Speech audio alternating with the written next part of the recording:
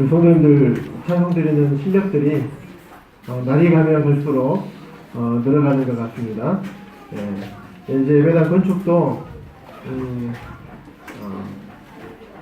건축에 관한 민원 부분도 이제 조금씩 해결할 기미가 보입니다. 주님께서 그 길들을 조금씩 열어주시는 것 같습니다.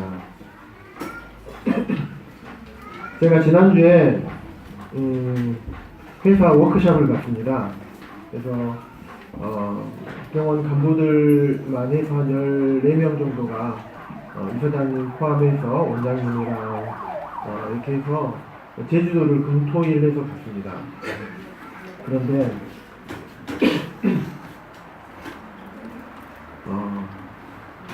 첫째 날 금요일 날 우리 술을 안 먹는 우리 그리스도인들은 술자리 가면 보통 어떻습니까? 직장인들 직장 다니시고 계신 분들 어떻습니까? 나는 술 안 먹으니까 먼저 들어가게 자겠습니다 하고 이게 잘 됩니까? 오히려 술 안 먹기 때문에 더 앉아 있어야 되고, 또 남자 방에서 이제 그런 자리까지 3차까지 오다 보니까 또 나이가 제가 제일 어려요. 그래서 이제 다 이렇게 자리 청소하고 정리하고 또 닦고 잠자리까지 다 마련해드려야 되는 또 그런 상황이라서 끝까지 남아서 새벽 늦게까지 있으면서 그분들의 이야기를 들어보고 또 그분들을 섬겨드렸습니다.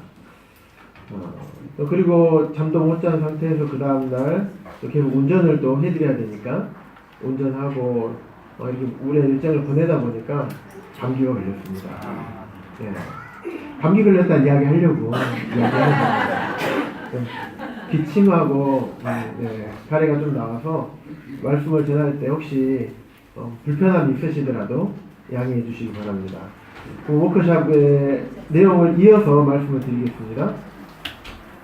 참 제가 워크숍 때 직원들이 술 드시면서 이런저런 이야기를 하는 것을 들어보면서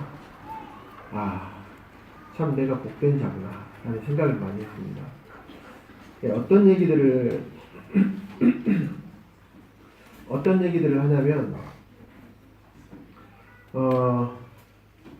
제가 술 안 먹는지 뻔히 알면서도 또 찔러봐요. 이렇게 그런 자리에서 화기애애한 그 분위기를 만들어 놓고 시장님도 한잔 하셔야죠. 이렇게 권합니다. 잘 알면서 권합니다. 그래서 제가 술을 먹지 않습니다 했더니 이제 이분들은 1차 식사 때 술을 한잔 하시고 2차 때 술을 또 몽땅 드시고 3차 때 술을 몽땅 사와서 방에서 지금 먹고 있는 상황입니다. 거기다 대놓고 주님 말을 해야 될까요? 말아야 될까요? 이렇게 마음속으로 기도하고 있는데 저희 이사님께서 저희 대장이시죠? 이사님께서 박 실장한테 그런 말 하면 안 돼. 그래서 이렇게 커버를 해주시는 거예요. 그래서 이상하시네. 그리고 딱 가만히 있었어요. 그랬더니 성경에 어디 술 먹지 말은 말 나와 있어요. 다들 주에 다 술 드시는데 한 잔만 하세요. 또 이사님께서 박 실장한테 그런 말 하면 안 돼. 이 사람은 그냥 교회 다니는 사람이 아니야. 예수님 진짜 크리스찬이라는 표현을 쓰시더라고요. 진짜 크리스찬들은 술 안 먹어. 그러니까 그런 말 하면 안 돼. 막 그러면서 저를 변호해 주시는 거예요. 참 그러면서 그분들이 이제 저를 1명, 2명 공격하기 시작합니다. 왜 기독교인들은 이해를 못하겠다. 왜 하나님만 믿어야지 천국 갈 수 있다고 얘기하느냐. 자기는 그게 이해가 안 된다. 다 더불어 다 다른 종교도 인정하고 너도 인정하고 나도 인정하고 다 서로 좋은 게 좋은 거니까 서로 인정하고 그러면 되지 않느냐. 그랬더니 또 이사님께서 아니야, 성경에는 그런 말이 없대 하면서 크리스찬들에게는 오직 유일하신 하나님만이 구원의 길이라고 얘기하고 있다더라 하면서 그분이 다 저를 변론을 해주시는 거예요. 그런데 또 옆에 이제 절실한 불교 신자가 있으세요. 박수간호사신데 이분은 거의 자기 재산을 털어서 절을 지을 정도로 매 주말마다 이제 절에 가시고 그러시는 분입니다. 우리 이한지 형제님과 이선재 자매님은 잘 아실 거예요. 그 병동에서 쫓겨나셨어요. 복음 전하시다가 그 수간호사가 크레임을 걸어가지고 저희 병원에서 복음을 못 전하게 됐습니다. 누구신지 아시죠? 근데 그분이 이제 또 저를 이제 이야기하기 시작합니다. 그러면서 자기가 술을 먹는 이유에 대해서 설명을 합니다. 내가 술을 왜 먹는지 아냐고. 그러면서 모든 사람이 좋아하고 모든 사람이 행복하면 그것이 부처님의 뜻이다. 그래서 내가 술을 먹어주는 것이 다른 사람이 행복한 것이라면 내가 술을 먹어준다. 그래서 내가 술을 먹고 있습니다. 그곳이 곧 부처님이 계신 곳입니다. 그럴싸하죠? 참 그런 얘기를 들었을 때 참 불쌍한 사람이구나. 그곳이 어디로 가는 것인지도 모르고 저렇게 자기를 변명하고 자기 술 먹는 것을 정당화하고 또 잘못된 믿음과 신앙을 가지고 사는 그 사람이 참으로 불쌍했습니다. 그러면서 이제 기독교를 비판하기 시작합니다. 그런데 사사건건 비판할 때마다 저희 이사님께서 다 커버를 하셔요. 알고 보니까 저희 병원의 병원장님께서 술, 담배를 안 하시거든요.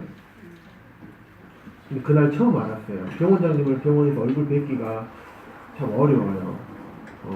병원에 이런 말씀 드려도 될지 모르겠지만 병원에 잘 안 나오시거든요. 잘 안 나오시고 다른 이제 활동들을 많이 하셔요. 그래서 얼굴 뵙기가 어렵고 더더욱 이야기할 시간이 많이 없습니다. 그런데 이사님께서 저를 계속 한 5명이 저를 이제 공격을 하는데 제가 다 답변을 할 수 있죠. 그런데 이분들이 다 술이 이제 이만큼 와 있는 분들이라서 제가 주님 이게 제가 변론을 하는 것이 맞습니까? 아무리 말을 해도 이분들에게는 들어가지 않을 것 같은데 주님 어떻게 해야 됩니까? 기도하고 있는 와중에 이사님께서 계속 변론 내주시는 거예요. 그러면서 병원장이 이사님하고 친구거든요. 그런데 내 친구가 병원장이 나에게 계속 예수님 믿으라고 얘기를 한다. 그러면서 내가 천국 가서 내 좋아하는 너를 내가 못 보면 얼마나 내 마음이 아프겠냐 하면서 나에게 계속 복음을 전한다고 하면서 그 얘기를 제가 들었을 때 우리 병원장님께서도 어디서 복음을 들으셨는지 어떻게 알게 되셨는지 모르겠지만 친한 친구에게 복음을 전하고 계시구나 이런 생각을 좀 하게 되면서 그분을 병원장님하고 나중에 만날 기회가 된다면 복음 문제를 다시 한번 교제해봐야겠다라는 생각이 좀 들었습니다. 근데 이러면서 이사님이 계속 그 병원장님으로부터 들었던 복음을 통해서 계속 저를 이제 변론을 해주시는 거예요. 그러니까 제가 막 계속 말씀을 가지고 이야기하고 그랬으면 계속 변론만 됐을 건데 그래도 오너잖아요. 오너가 탁탁탁 커트를 하니까 다른 직원들이 더 이상 얘기를 하지 않고 그만두는 모습들을 제가 봤습니다. 참 세상은 여러 가지 방법으로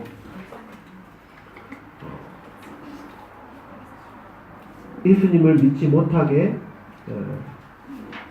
하는구나 라는 생각을 하게 됐습니다. 그러면서 그 술자리가 끝나고 그 다음날 이제 우도 일정이 있어서 우도에 갔는데 이제 전기 오토바이를 탔습니다. 그런데 2명이서 타는 겁니다. 그래서 옆에 연세가 많으신 수간호사님을 제가 태우고 이제 이렇게 우도를 돌았는데 그러면서 이분이 교회에 다니시는 분이세요. 그래서 주님께서 이 기회를 주신 것으로 제가 알고 어제 있었던 어제 술 먹으면서 저에게 얘기했던 많은 사람들의 이야기를 통해서 이분에게 복음을 전해드렸습니다. 어쨌든 그런 일들을 통해서 또 복음을 전할 수 있는 기회를 주신 주님께 감사를 드리고, 참 제가 직장 가운데서 복음을 자주 전하고 싶지만 실제적으로 그게 쉽지는 않습니다. 왜냐하면 우리 그리스도인들이 직장에서 일하면서 최선을 다해서 일하는 시간에는 일을 해야 되는 게 그리스도인의 의무잖아요. 그래서 일하는 시간 일을 하고 나면 다들 이제 퇴근하고 바로 땡 하면 집에 가기 때문에 참 어려운데, 앞으로는 이분들을 위해서 더 기도하고 따로 복음을 전하는 시간을 가져야겠다 생각을 많이 하게 됐습니다.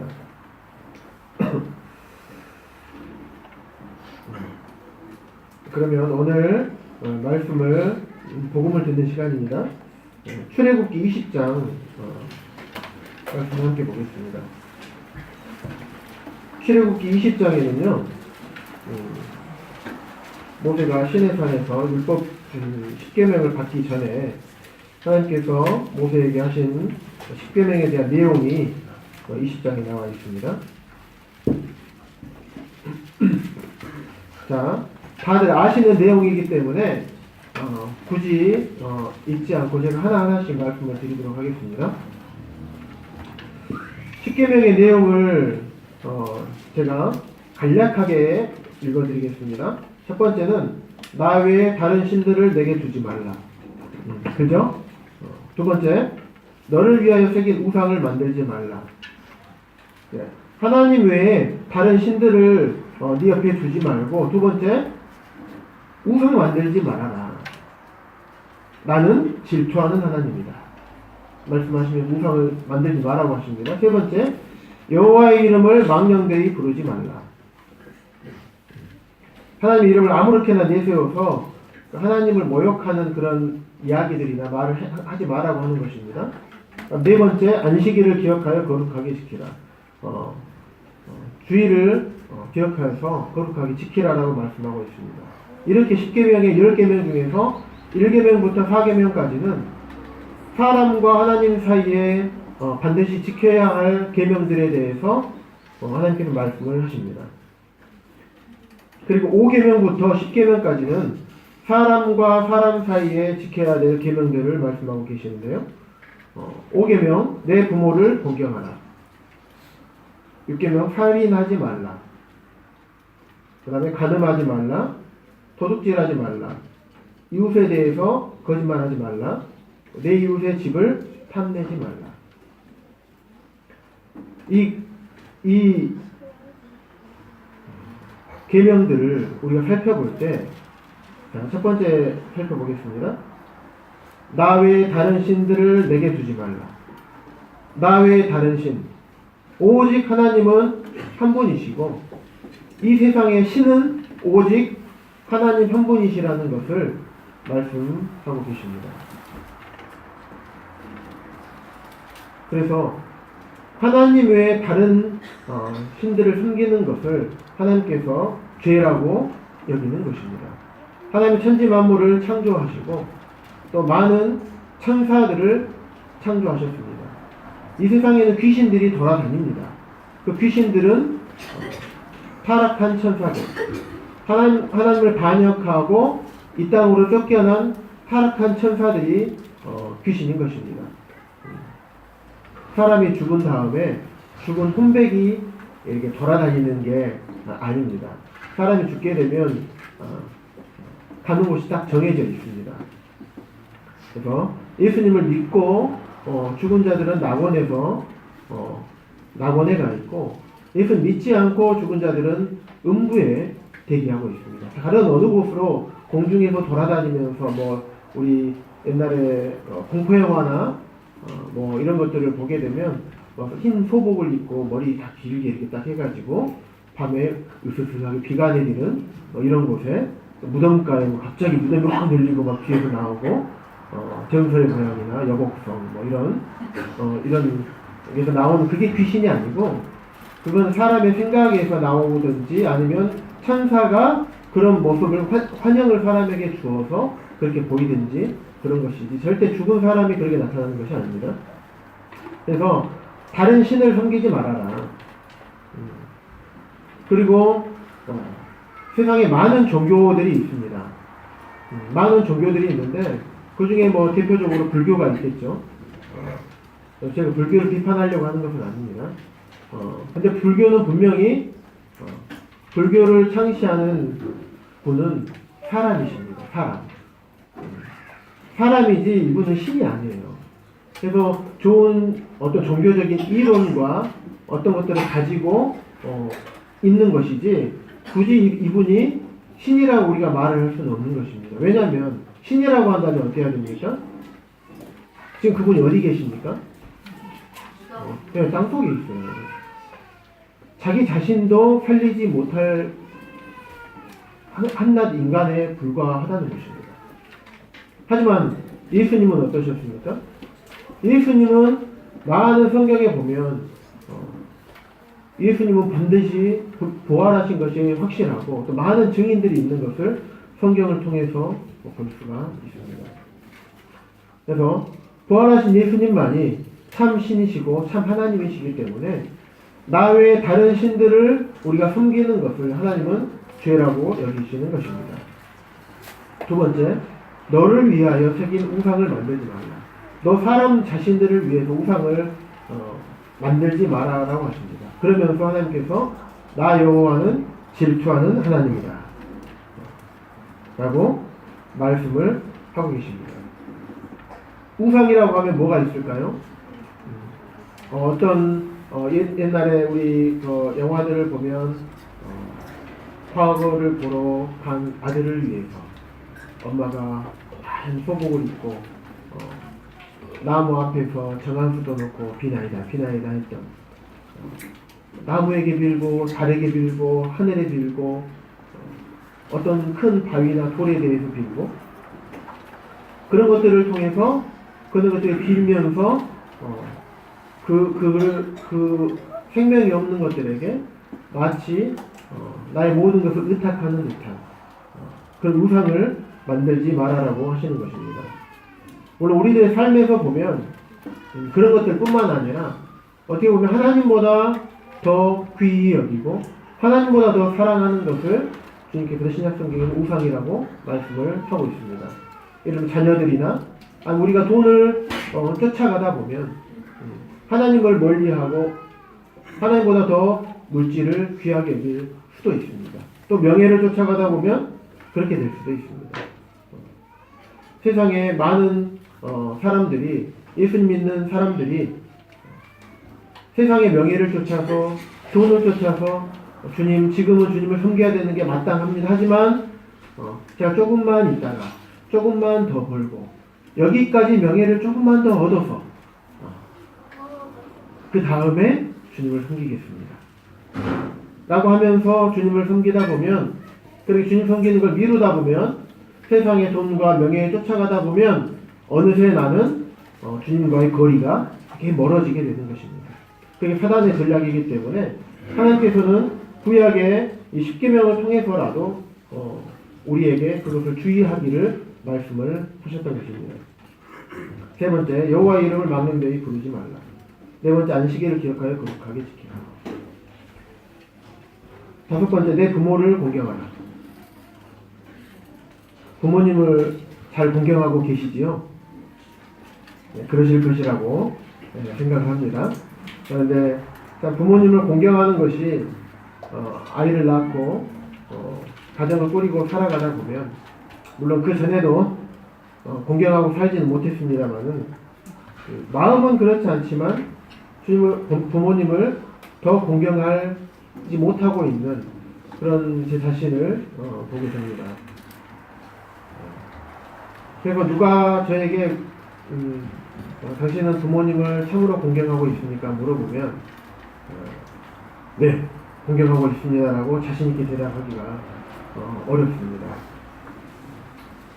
그 다음에 6번, 살인하지 말라. 혹시 살인해 보신 적 안 계시잖아요? 그런데 하나님께서는 마음으로라도 살해해야 할 의도를 품는다면 그것은 이미 살인한 자라고 말씀을 하고 계십니다. 실제로 저는 군대에서 하도 괴롭히는 선임병들이 있어가지고 담배 안 피운다고 막 괴롭혔습니다. 생긴 거는 참 꼴초같이 생겼는데 담배를 안 피운다고 하면서 그때 제가 그냥 안 피운다라고 얘기했으면 좋았을 텐데 군에 입대하면서 담배를 끊었거든요. 그래서 담배를 끊었습니다라는 말을 하고 나서 참 많이 후회를 했습니다. 안 피웁니다라고 했어야 되는데 그래서 그걸로 괴롭힘을 엄청나게 당했을 때 인격 모독, 부모님 모독 막 이런 걸 당했을 때 정말 제 안에서 살인의 충동이 일어나는 것을 보았습니다. 살면서 그런 충동 많이 느끼시잖아요. 근데 하나님께서는 그것을 죄로 여기시고 또 마음으로라도 그런 생각을 갖는 것을 죄로 여기시는 것이에요. 그 다음에 7번째, 간음하지 말라. 이거는 남자에게만 해당되는 내용이 아니라 여자에게도 동일하게 적용이 되는 내용입니다. 실제적으로 간음하는 것뿐만 아니라 마음으로라도 생각으로만으로도 음욕을 품는 것은 이미 간음한 것이라고 말씀을 하고 있습니다. 또 도둑질하지 말라. 쭉 제가 계속 말씀해 드리는 것 중에서 실제적으로 행하는 것뿐만 아니라 내 마음으로 품고 생각하는 것까지도 하나님께서는 그것을 죄로 여기신다고 알 수가 있습니다. 도둑질도 마찬가지고요. 그 다음 마지막에 이웃에 대해서 거짓말하지 말라. 거짓말하는 것도 마찬가지입니다. 그 다음에 내 이웃의 집을 탐내지 말라. 내 이웃의 집을 탐내지 말라는 것은 그 집 안에 있는 물건이나 사람이나 재산이나 이런 것들을 얘기합니다. 보면 우리 사람의 모든 삶에서 일상적으로 살면서 짓는 죄와 또 죄들이 이 범위 안에서 크게 벗어나지 않는 것을 보게 됩니다. 그래서 우리는 모두가 죄인이라고 로마서에 보면 그러면 3장에 보면 그렇게 말씀을 하고 있습니다. 모든 사람이 죄를 범하였으며 모든 사람이 이 10계명에서 말씀하고 있는 죄의 목록 안에, 죄의 범위 안에 다 포함되는 죄와 죄들을 짓고 있는 것입니다. 죄의 근원인 하나님, 생수의 근원되는 하나님을 버린 것. 하나님을 떠나버리고 하나님을 버리고 나를 창조하신 나의 참 부모님을 버리고 온 만물의 주인이신 주인을 내 주인으로 여기지 않고 내가 내 삶의 주인인 것처럼 내 마음대로 살아가고 하나님께서 말씀하시고 보여주시지만 그럼에도 불구하고 그건 다 내던져버리고 내가 보기 좋은, 내 눈에 보기 좋은, 내 마음에 보기 좋은, 하고 싶은 이런 것들을 쫓아가는 것. 그것 자체가 죄라는 것입니다. 그리고 사람과의 관계에 있어서도 많은 죄들을 우리가 짓고 삽니다. 그렇기 때문에 그 어느 누구 하나 로마서 3장 23절에 있는 것처럼 모든 사람이 죄를 범하였으며 하나님의 영광에 이르지 못하리라 라고 말씀하셨던 이 말씀에 저는 자유롭습니다 라고 말할 수 있는 사람이 아무도 없는 것입니다. 로마서 6장 23절 말씀 보겠습니다.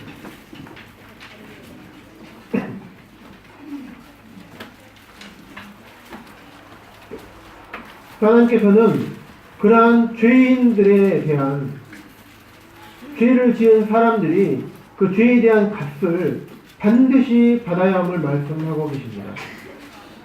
6장 23절에 보시면 죄의 싹은 사망이요 하나님의 은사는 그리스도 예수 우리 주 안에 있는 영생이니라. 죄의 대가는 죄의 싹은 사망이다. 여기서 사망은 무엇을 얘기하냐면요. 지옥, 곧 불못을 얘기합니다. 계시록 한번 말씀 보겠습니다. 계시록 20장입니다.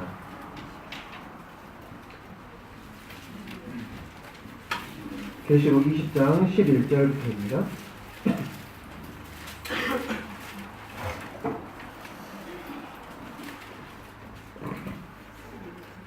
먼저 14절을 제가 읽어드리겠습니다. 사망과 음부도 불못에 던져지니 이것은 둘째 사망 곧 불못이다.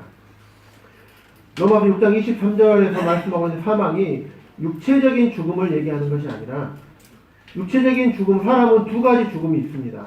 첫 번째 죽음은 육체적인 죽음이고 두 번째 사망은 두 가지 사망이 있는데 두 번째 사망은 지옥에 들어가는 것입니다. 그래서 사망과 음부도 불못 곧 지옥에 던져지니 이것은 둘째 사망 곧 불못이라.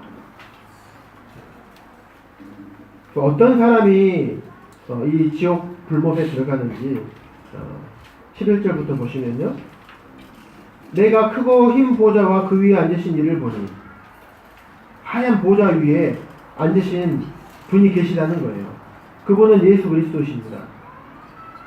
땅과 하늘이 그 앞에서 피하여 간대없더라. 또 내가 보니 죽은 사람들이 큰 자나 작은 자나 그 보좌 앞에 서서 있어요. 예수님의 보좌 앞에 앉아 계시고 죽은 사람들 중에서 세상의 큰 자들과 세상의 아주 작은 자들이 이게 다 줄을 서서 그 앞에 있습니다. 그런데 책들이 펴 있고 그 앞에는 보좌에 앉으신 예수 그리스도 앞에는 책들이 펴 있고 또 책이 한 권이 펴 있습니다. 책들과 책이 펴 있는데 그 책은 곧 생명책이라. 생명책 한 권과 많은 책들이 펴 있는 것입니다. 그러면서 죽은 자들이 자기의 행위를 따라 책들에 기록된 대로 심판을 받으니 그 책들에는 각 사람의 이름이 적혀져 있을 것이고 그 사람이 지금까지 살아오면서 지은 죄와 죄들이 그대로 적어져 있습니다.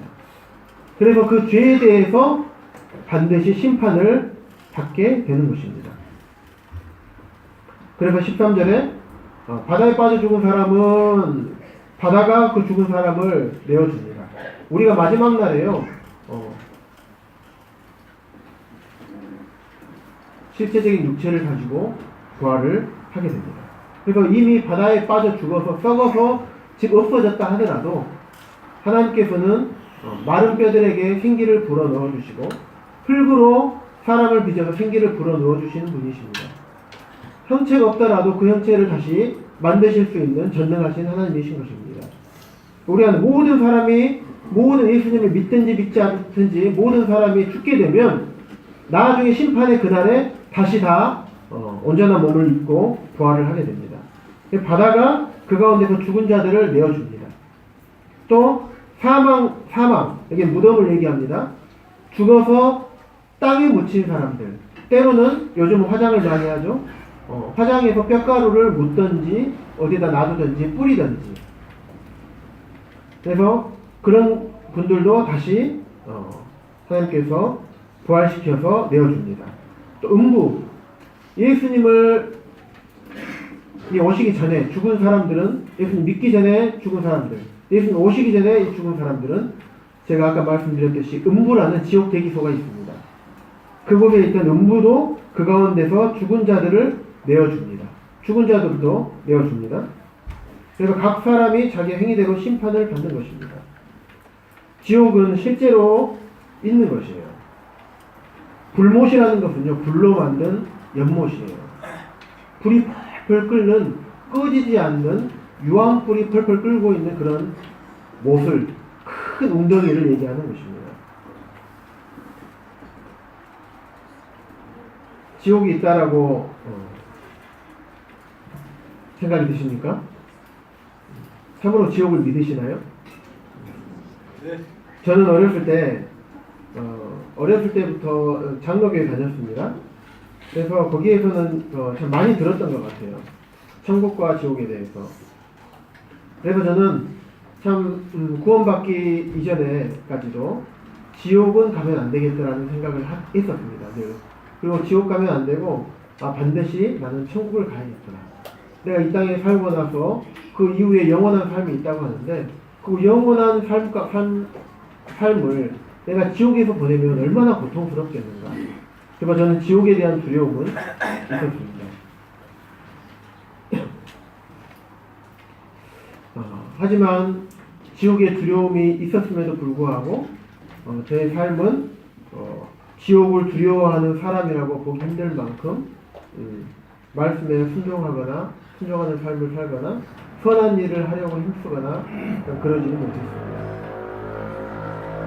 그래서 그냥 막연하게 지옥에 대한 두려움이 있었지 그곳이 진짜로 있을까라는 생각은 하지 못했던 것 같습니다. 천국도 마찬가지였던 것 같아요. 진짜로 천국이 있을까? 들어서는 머리로는 알고 있지만 그리고 좋은 곳이기 때문에 가야 되고 지옥이라는 것을 들었기 때문에 그것은 두려운 곳이고 그러니까 가면 안 되는 곳이구나 이 정도로 알았지 제 마음속 뼛속까지 정말 두려운 곳이구나 이러지는 않았던 것 같아요. 그런데 나중에 한 형제님으로부터 이런 지옥에 대한 내용과 복음을 제가 들었을 때 정말 하나님 말씀인 이 성경에 분명하게 말씀하고 계시기 때문에 지옥은 반드시 있겠구나. 그래서 우리는 절대 지옥에 가면 안 되겠구나 라는 생각을 하게 됐었습니다. 성경은요 하나님의 말씀입니다. 그래서 1.1핵이라도 오류가 없어요. 히브리서 6장에 보면 하나님께서 분명히 말씀하시고 기록한 부분에 대해서는 하나님께 바꾸지 못하시고 그 말씀을 반드시 지키시는 분이시라고 말씀하고 계십니다. 성경이 허위 사실이 있다면 이 성경은 폐기 처분하고 우리는 이 자리에 있으면 안 됩니다. 시간 아까우니까. 우리의 남은 인생을 즐겨야 되겠죠. 하지만 성경이 사실이라면 성경에서 말씀하고 계시는 천국과 또 성경이 말씀하고 계시는 영원한 형벌의 심판이 지옥이 반드시 있는 것입니다. 말씀 한 구절 찾아보겠습니다. 마가복음 9장입니다.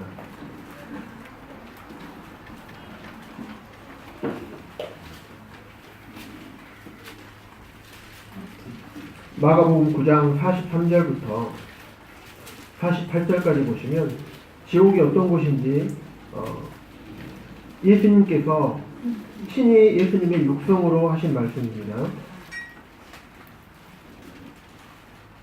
만일 내 손이 너를 범죄하게 하거든 찍어버리라. 손이 죄를 범한다면 이 손을 잘라서 장애인으로 영생에 들어가는 것이 두 손을 가지고 지옥에 들어가는 것보다 낫다.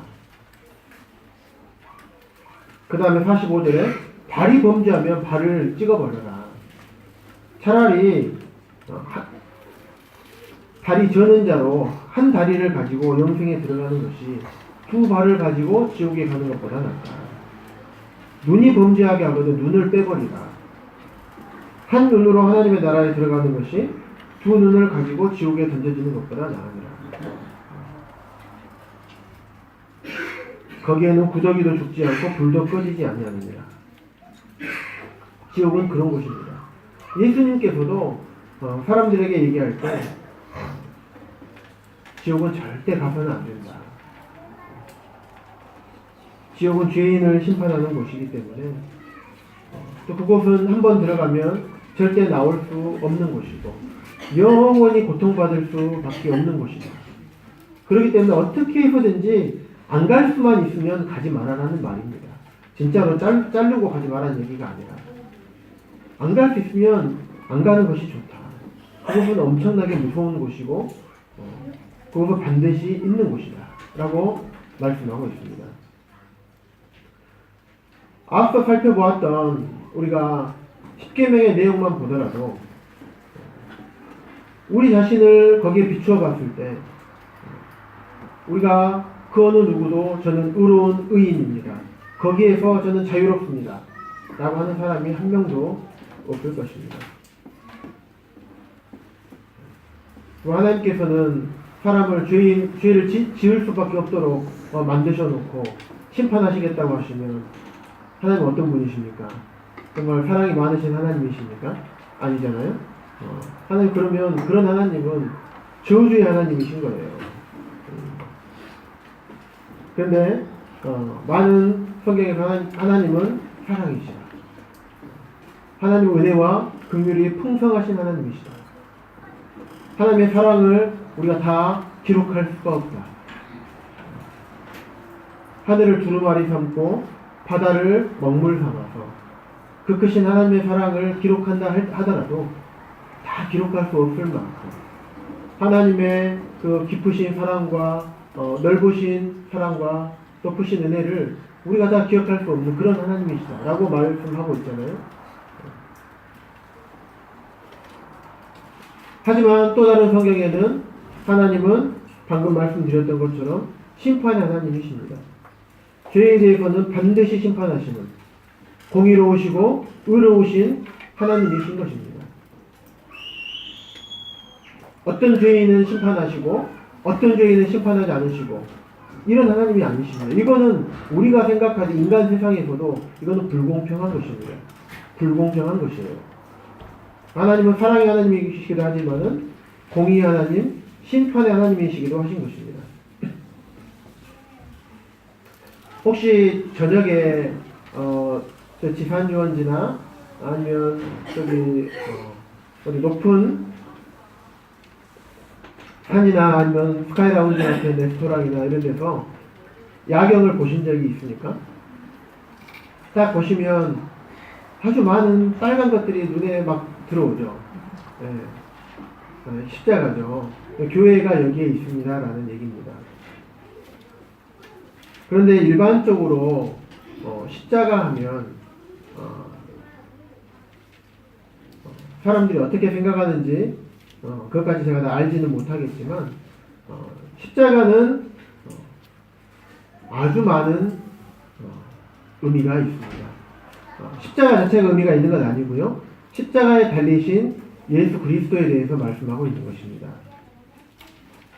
그래서 먼저는 십자가에 대해서 우리가 잠깐 살펴보게 될 터인데 하나님 입장에서 본 십자가의 의미가 어떤 의미가 있을까? 한번 생각해 보도록 하겠습니다. 십자가는 우리 모든 분들이 잘 알고 있으신 것처럼 예수님께서 그곳에 달려서 돌아가셨던 사형틀이었습니다.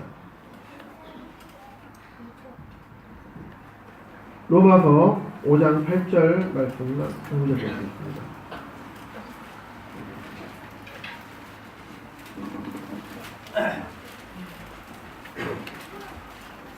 십자가에서 예수님이 돌아가실 때 의인들을 위해서 돌아가신 것이 아닙니다.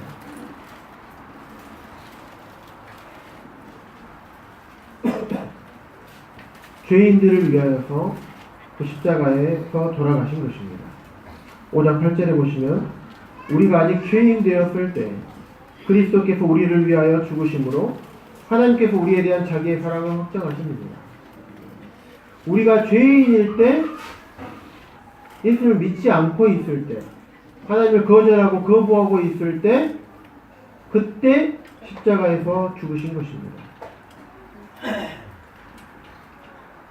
우리가 사람들이 하나님의 형상을 따라서 하나님께서 만드시고 지은 이 사람들이 그대로 가다가는 자기의 죄를 해결할 방법이 없기 때문에 하나님의 아들이신 독생자이신 예수 그리스도 외아들을 십자가에 내어준 것입니다.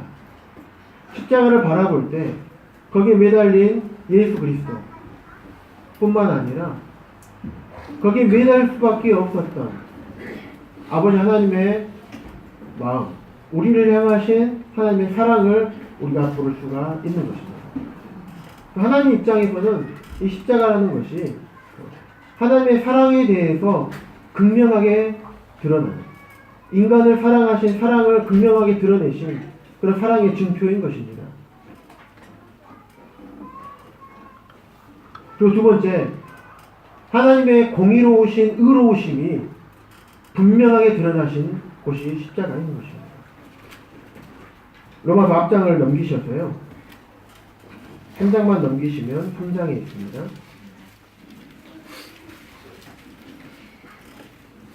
3장 23절부터 쭉 읽어보시면 죄인을 위해서 아들을 아끼지 않으셨습니다.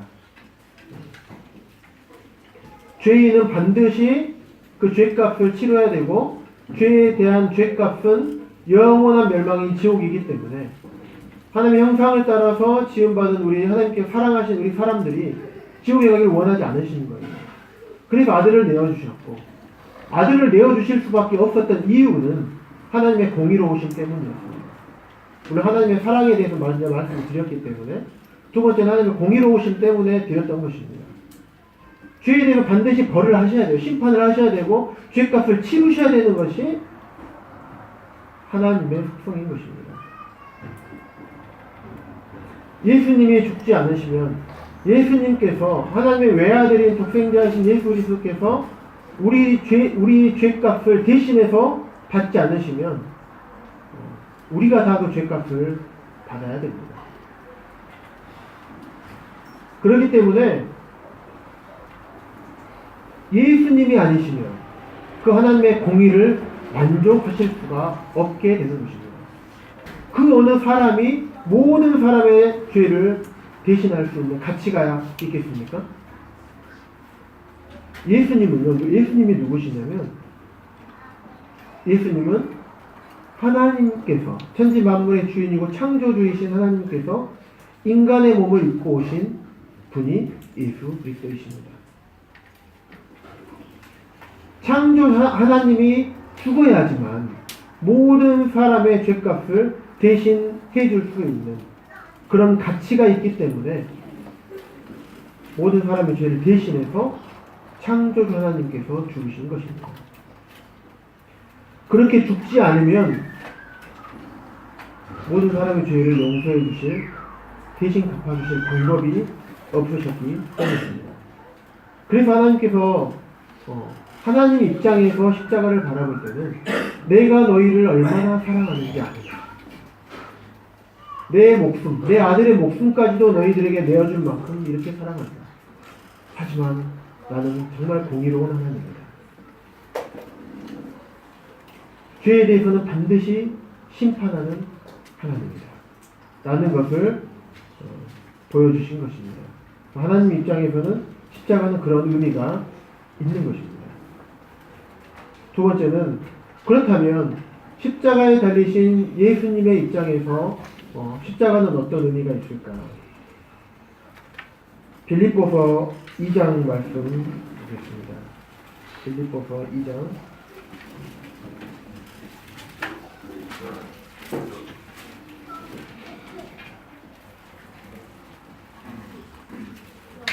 5절부터 보시면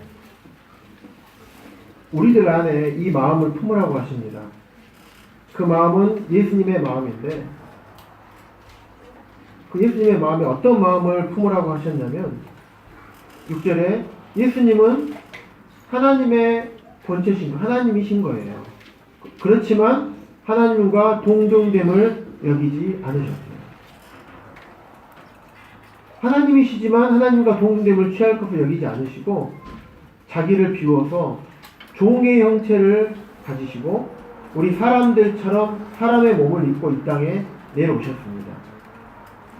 그리고 사람의 모양으로 나타나셔서 자기를 낮추시고 십자가에 죽기까지 복종을 하신 것입니다.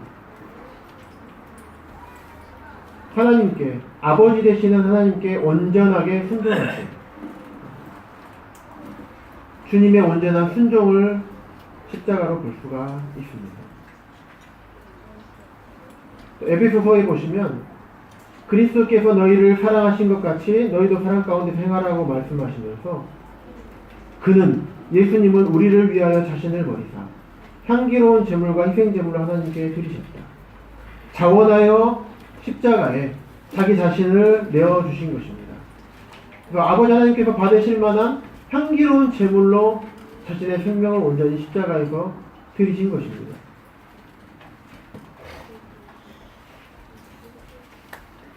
구약시대에는 죄를 하나 지으면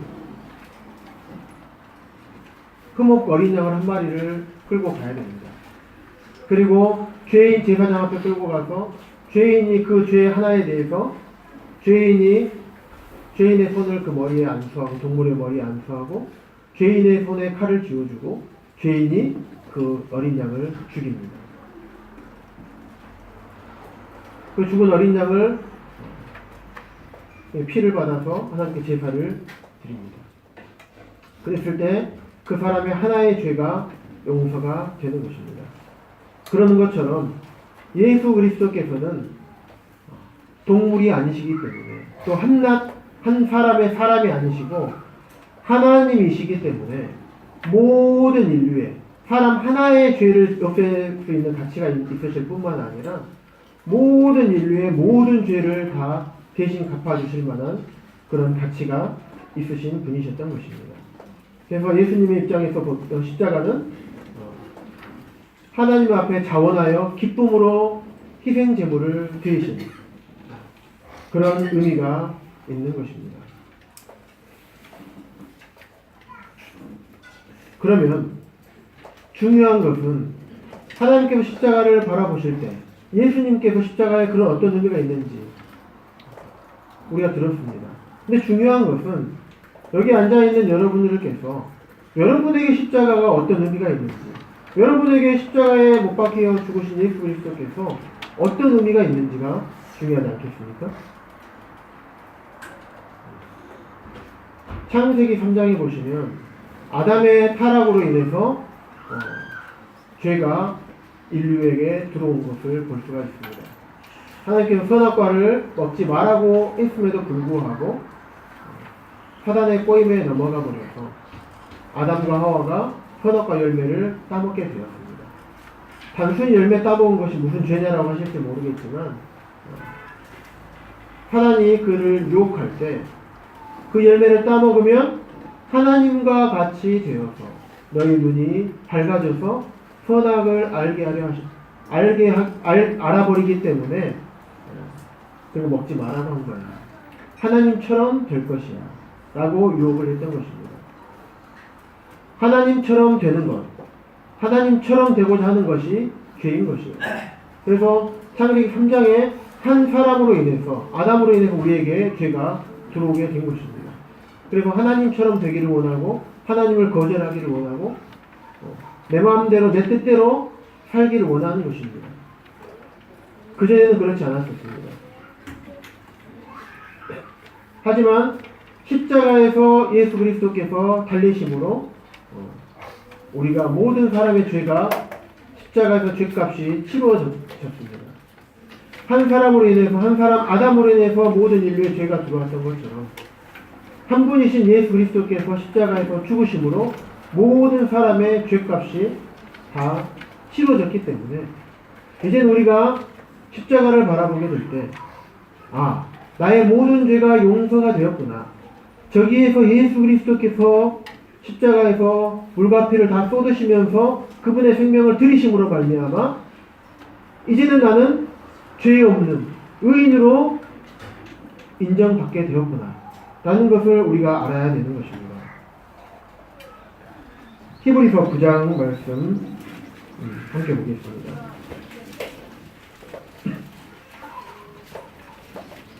9장과 10장 앞으로 읽어드릴 말씀은 제가 구원받을 때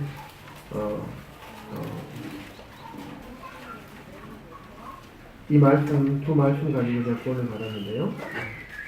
9장 12절 보시면 염소와 송아지의 피로 하지 아니하고 오직 자기의 피로 영원한 속죄를 이루사 단번에 성소에 들어가셨느니라. 어떤 속죄를 이루었다고 말씀하십니까?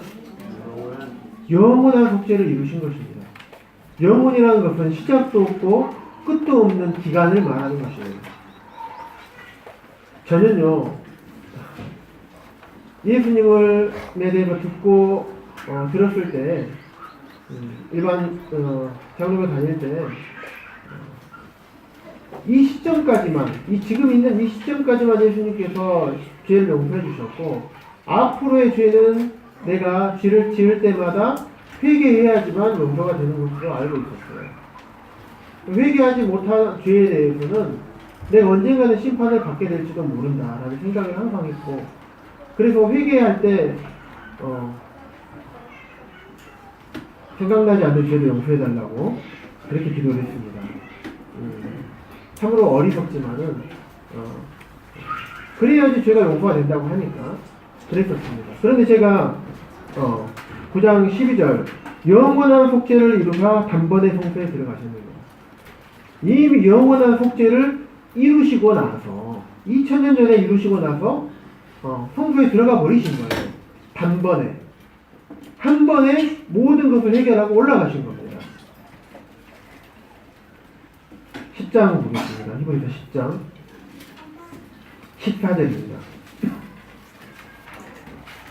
12절부터 보겠습니다. 12절 오직 그리스도는 죄를 위하여 한 영원한 제사를 드리시고 하나님 우편에 앉으사 제사를 여러 번 드리신 게 아니라 십자가에서 한 번의 제사로 한 번의 희생제물로 한 번의 속죄 제사를 드리시고 하나님 우편에 앉으셨습니다.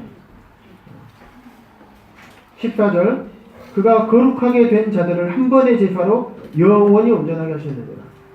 단 한 번의 십자가에 자신을 드림으로써 속죄 제사를 통해서 모든 사람의 죄를 다 갚아주시고 영원히 죄 없다 하시고 온전하게 하셨습니다. 17절에 또 그들의 죄와 그들의 불법을 내가 다시 기억하지 아니하리라 하셨으니 이것들을 사하셨은즉 다시 죄를 위하여 제사 드릴 것이 없느니라. 그들의 죄와 사람들의 죄와 불법을 내가 다시 기억하지 아니하리라. 이것을 내가 다 한 번의 제사로 영원히 용서해 주었은즉 다시 죄를 위하여 제사 드릴 것이 없느니라. 제가 이 말씀을 듣고 보면서 내가 지금까지 무엇을 하고 살았나. 예수님이 내 모든 죄를 용서해주는 사실을 알았음에도 불구하고 그 위에 지은 죄에 대해서는 내가 다 해결하려고 하고 회개해야지만 용서되는 줄을 알았거든요. 그런데 예수 그리스도께서 십자가에서 이미 영원한 속죄를 단번에 다 이루셨다는 사실을 제가 듣고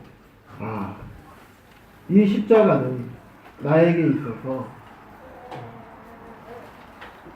영원한 속죄의 구속의 메시지입니다.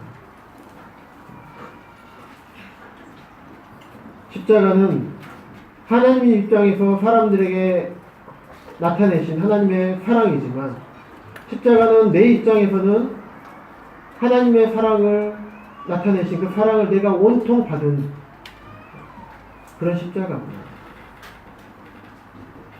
예수 그리스도께서 우리를 사랑하셔서 나를 사랑하셔서 대신 죽어주신 예수 그리스도의 사랑이 푹 담겨있는 그런 십자가구나 라는 생각을 했습니다. 이분이 십자가에 달리신 이분이 누구시냐면 그분이 바로 예수 그리스도이신 것입니다.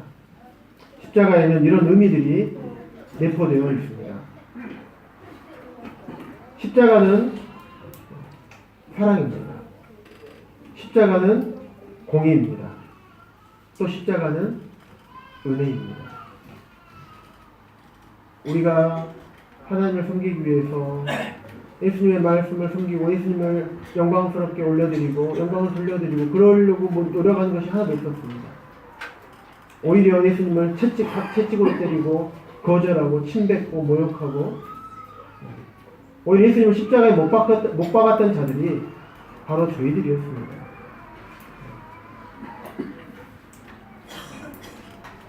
하지만 그런 저희들까지 우리가 아직 죄인 되었을 때 십자가에서 자기 자신을 온전하게 내어 주셨던 것입니다. 십자가를 보면 단순히 십자가구나 그렇게 바라보지 마시고 십자가에 달리신 예수 그리스도를 바라보시기 바랍니다. 요한복음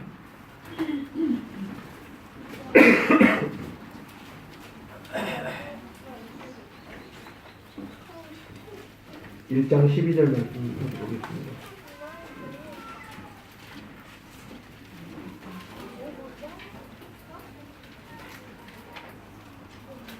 영접하는 자 곧 그 이름을 믿는 자들에게는 하나님의 자녀가 되는 권세를 주셨으니 예수 그리스도를 영접한다는 것은 예수 그리스도를 내 마음 안에 드린다는 의미가 있습니다. 더 쉽게 말씀을 드리면 예수님을 내 모든 죄를 용서해 주신 나의 구원할 주님이시요 또 나의 참된 주님으로 인정하는 것을 말씀하고 있습니다. 로마서 한 구절만 보겠습니다. 로마서 10장입니다.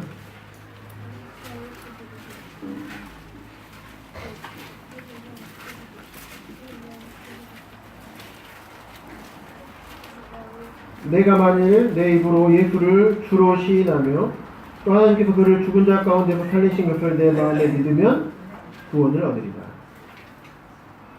사람이 마음으로 믿어 의에 이르고 입으로 시인하여 구원에 이르느니라. 예수님을 주님으로 인정하고 시인하며 또 하나님께서 그를 모든 사람의 죄를 대속하시기 위해서 그를 십자가에 내어 죽이시고 또 죽으실 뿐만 아니라 사흘 만에 부활하신 그 예수 그리스도를 믿으면 구원을 받는다라고 말씀하고 있습니다. 여러분들은 이 예수 그리스도를 누구라고 여기십니까? 예수 그리스도가 여러분의 어떤 분이 되십니까? 제가 우도에서 옆에 운전하면서 옆에 태웠던 수강노사님에게 그런 질문을 했습니다. 복음을 전하고 나서 선생님은 예수님을 믿고 교회 다니시는데 예수님을 선생님의 누구로 여기고 계십니까? 누구로 여기고 계십니까? 이런 질문을 했습니다. 여기 계신 분들께서도 예수님을 누구로 여기십니까? 여러분의 누구로 여기고 계시는지가 가장 중요합니다. 예수님이 어떤 분이신지, 예수님이 어떤 사랑을 우리에게 베풀어 주셨는지, 우리의 죄를 얼만큼 용서해 주셨는지 분명하게 말씀을 통해서 말씀을 드렸습니다. 이제는 여러분이 여기 계신 분들께서 예수님을 내가 누구로 여길 것인지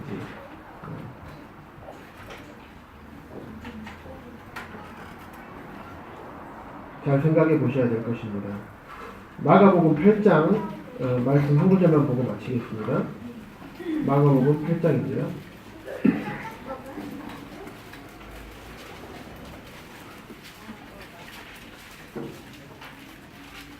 살짝 27절부터 30절까지 29절까지만 보겠습니다. 예수께서 제자들이 빌립보 가이사랴 여러 마을로 나가실새 길에서 제자들에게 물어 이르시되 사람들이 나를 누구라고 하느냐? 제자들이 여쭤와 이르되 세례 요한이라고 하고 더러는 엘리야 더러는 선지자 중에 하나라 하더이다. 또 물으시되 너희는 나를 누구라 하느냐? 베드로가 대답하여 이르되 주는 그리스도이십니다. 또 다른 성경에는 주는 그리스도시요 살아계신 하나님의 아들이십니다 라고 말씀하고 고백하고 있습니다. 예수님이 여러분의 주님이시고 예수님이 여러분의 그리스도 되시고 왕 되십니까? 예수님이 여러분의 모든 죄를 갚아주신 죄에서 구원하여 주신 구주 되십니까? 여러분은 예수님을 누구로 믿고 계십니까? 이 질문의 답을 해결해야지만 영원한 지옥의 형벌에서 벗어나서 이 땅에 살면서도 천국의 기쁨을 맛보고 또 죽은 이후에도 천국의 소망을 가지고 살아갈 수 있지 않을까 생각이 됩니다. 오늘 말씀을 통해서 아직까지 예수님을 믿지 못하시고 구원의 확신이 없으신 분들은 말씀을 통해서 구원받으시고 천국의 기쁨을 맛보시는 그런 시간들이 되면 좋겠습니다. 이상으로 말씀을 마치겠습니다.